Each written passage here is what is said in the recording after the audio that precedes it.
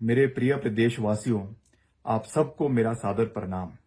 जैसा आप सभी जानते हैं कि पिछले कुछ दिन पहले एक मसला हिमाचल की राजधानी शिमला में निकल कर आया है।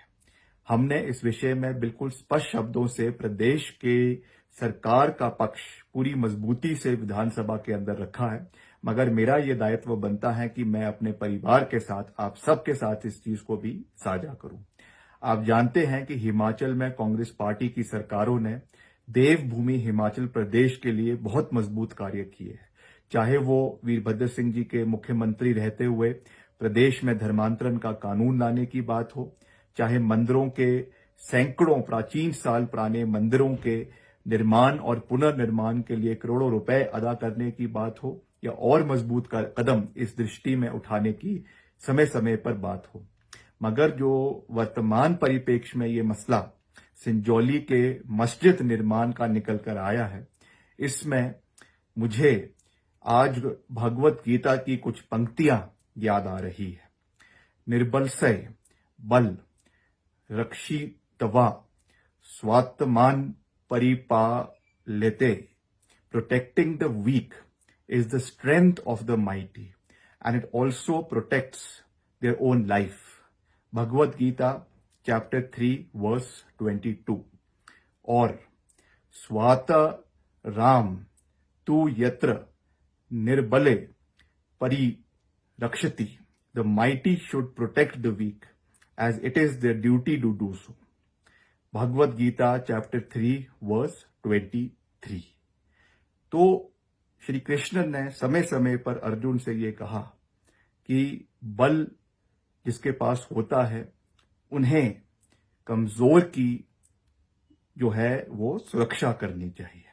और आज हमें उस परिप्रेक्ष्य में इस चीज को देखने की आवश्यकता है कि कानून को अपना काम करना है। मैंने ये पूरी मजबूती से कहा है कि चाहे वहां पर जो भवन निर्माण की बात है, अवैध भवन निर्माण की बात है, उसमें रूल ऑफ लॉ के तहत, यानी चाहे वो संविधान का कानून है, चाहे वो इस परिप्रेक्ष्य में एमसी एक्ट का कानून है, उसको पूरी मजबूती से लागू किया जाएगा। और अगर आने वाले समय में किसी भी भवन को अवैध बताया जाता है तो निश्चित तौर से उसके ऊपर कार्रवाई होगी।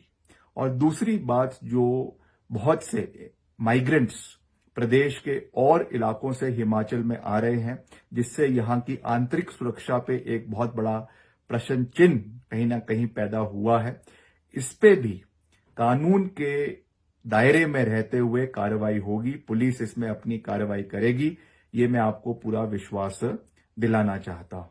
मैं आपको ये कहना चाहता हूं कि हमें अपने जो है धर्म पर, सनातनी होने पर, प्रभु श्री राम का आशीर्वाद होने पर हम सबको गर्व है, मगर उसके साथ साथ हमें अपने कानून की व्यवस्था को बनाए रखना भी हमारा मजबूत दायित्व बनता है, हमारी जिम्मेवारी बनती है।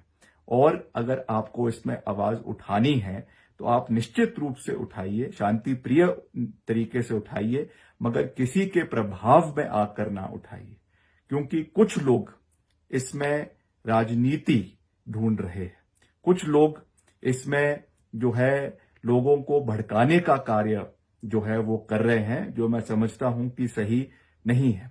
इसलिए हमें अपने धर्म की रक्षा भी करनी है, हमें जो सही है उसका समर्थन भी करना है, जो गलत है उसका विरोध भी करना है, मगर हमें कानून के दायरे में रहते हुए, संविधान के दायरे में रहते हुए और शांति प्रिय तरीके से प्रदेश में अपनी बात रखनी है। ये मेरा विनम्र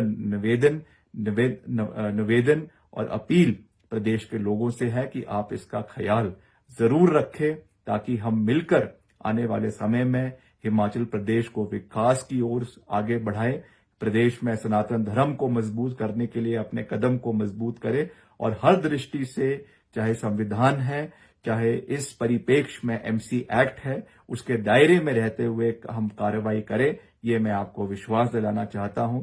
आप सबका बहुत बहुत धन्यवाद। जय हिंद, जय हिमाचल।